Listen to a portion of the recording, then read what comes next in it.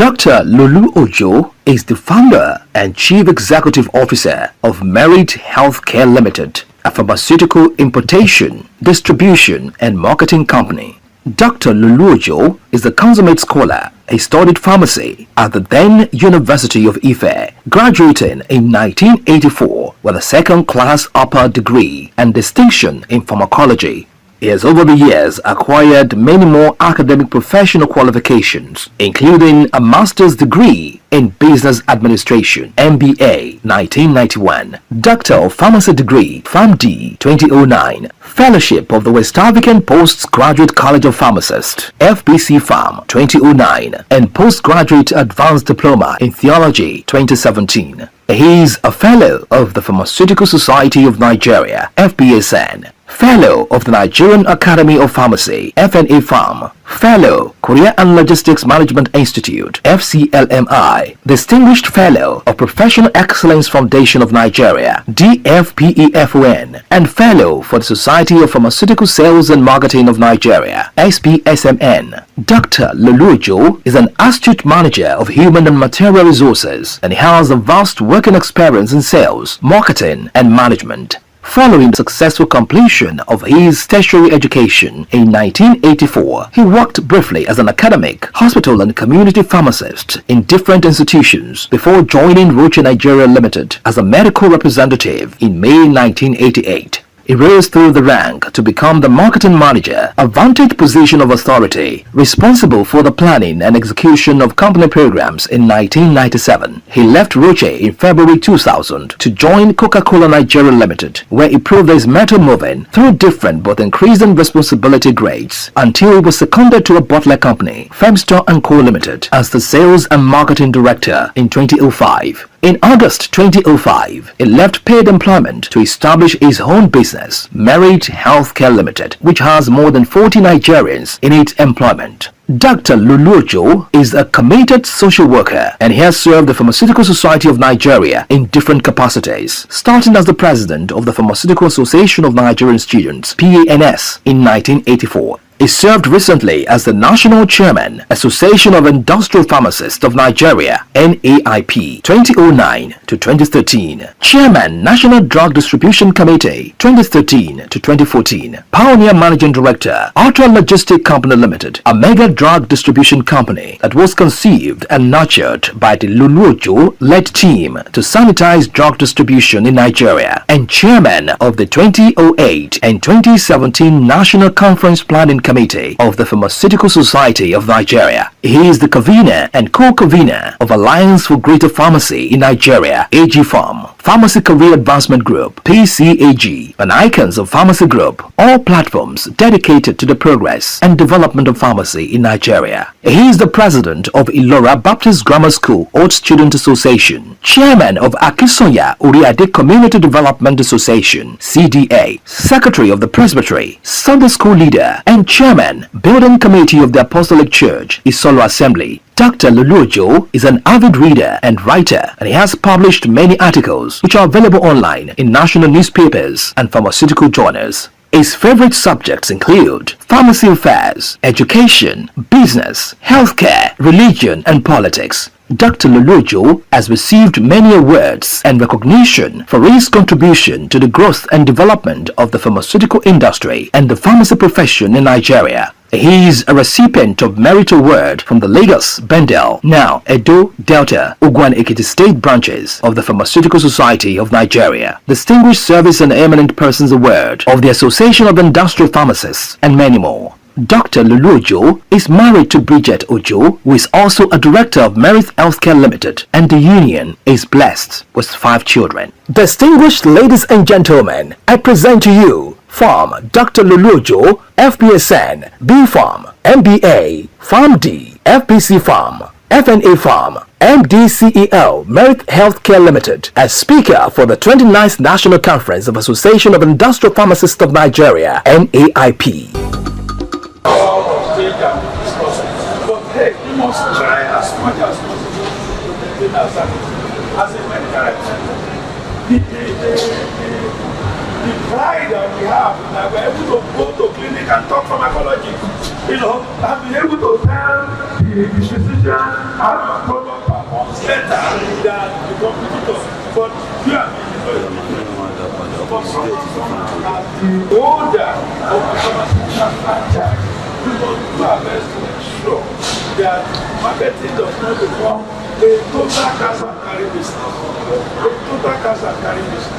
Somebody has told me to use our product once a 2.5 million. And guess what? When I was told, I said that is not possible. So I organized a way to get it. And when I met him, you know what he told me? That I should be happy that he's asking me for this. This is not the way to do it. Are you not going to be recommending this product for somebody? Are you going to recommend it because I gave you 1 million naira for? Or there is something in this product that will benefit your mission? That is the environment. Who are in charge of marketing our product. We want to do something that we don't get more from people. The pharmacists seek partnership support beyond supply. They don't just they want to be sure that when they need it, they want to be sure that when there are challenges, when there are issues, somebody they can call. So this is what pharmacists want. And for the patient, they expect affordability, positive outcomes, and not just finances. When we have this big problem, and when I say big problem, when our engagement done from up to 1,000, and most of the branded products are unaffordable. Why are people not going for it? The issue is cost. Despite the fact that students were selling 4,000 naira before become 1,000 naira, some people are still scraping their head over it. And that is where some of our professionals need, as a group, not as an individual, need to go to market, public place, to let you know there are some other cheaper alternatives that we can guarantee will do the same job for us. So the shift now is from push based. We do it a lot. We use gift, we use incentive, we use a lot of things to push the product into the market. But when you keep on pushing, better will come, the market will become saturated. And if you are not careful, you will come back and come back to make this product. Now, we need to pull, and in pulling, we continue with some of our traditional model of detailing here and there, but we need to build trust and engagement. So, the key takeaway is without a data-driven insight, brand building becomes a guesswork. We said it before. I thank God some of the things that I was working at yesterday. I recognize your presence. You know, we have what we call pharmaceutical audit group in those days, which all companies will bring their figures and we're able to now come together. Those that bring their figures and green one that we have, they will now say, okay, if you green one this amount, I told you before, the grade of black market will be. Thank God, there's companies that are selling data, and the interesting thing is that this data actually available to demand. Every time we report, we submit our document to NAIP. So from NAIP, we actually mine all the data to know how much of paracetamol is being sold, how much of anti-malaria is being sold, how much of antibiotics are being sold, and we can even have the different categories if we can mine the data. But thank God there are some companies that are doing so. Now, customer insights happen to be the foundation of competitive advantage. You need to know who your target audience is, who are you looking for. But most of us don't want to use data, so I hear because they're expensive. And truly they're expensive. I pay about 5 million naira a year for me to get data on the programs that are managed. Why? Because they can show me who are the road driver, whether it's the physician or the pharmacist or the direct consumer. I can see that, and I can see what is happening in big city, in Ibadan, in Kano, in Port Harcourt. So I can know where to direct my direct promotion effort. So strong brand rely on data driven of my side. For the Nigerian reality is that there is limited data use, there is reliance on feed information that we get, and those feed information may not really be accurate. But when you use data that has been passed through correct analysis, but these are opportunities just like we have digital health, e-pharmacy, telemedicine. They may not be strong now, but they will eventually. They already come. You Google any product now, we see it up here. They're already there. So in the earlier we start hearing the major shift made this. The market intelligence within it. I could be the one I mentioned here. There are some other ones. The one I told you about, I got it from Satisfy Data. And how I got to know them is that my principal was buying it for us. The data sometimes is stopped. But because I did it, I have to start buying. So we need to collect data, analytics, and segmentation, so that we know where we are going. You know where your product can be used. We know where you struggle, to buy some products. You know all this. Have at the back of your mind that these are things that if you have at the back of your mind, you should be. The key action is every generic every market differences. There are some products that are. I cannot go ahead with this one. The margin is getting thinner and thinner. Central zone, for instance, it will land in my office at 250. But they will tell you the woman that they are selling it at 150. So, how do you go? So, what do you do? Unless you can do certain things to differentiate your brand. Because those who are buying it, they know there is a question mark. There is a chance that this thing that I bought will not do the work. But Secrazone is not a product you use when you are guessing. But we were the one, the one that promoted the product that has become pure water now.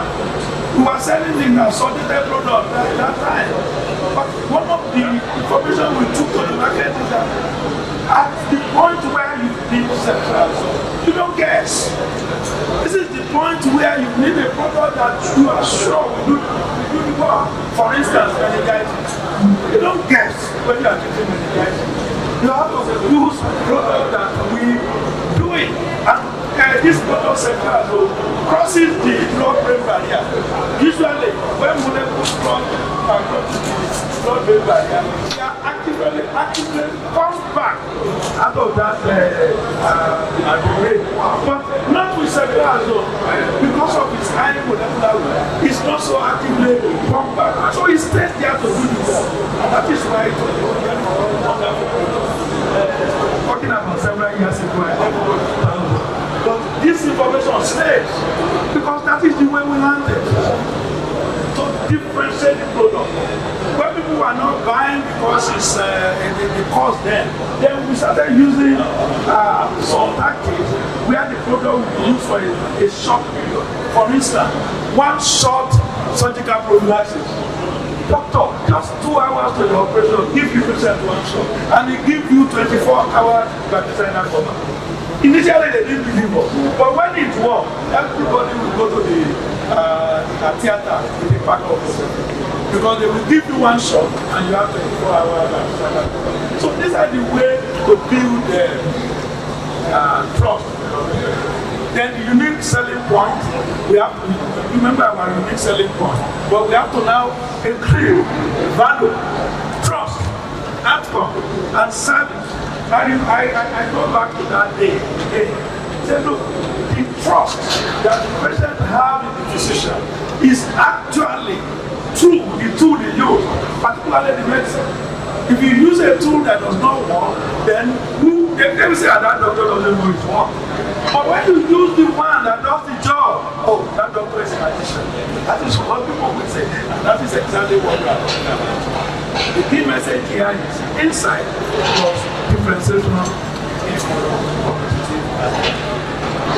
When you, like we all know, we are in the private market, if you bring a product now, succeed with it.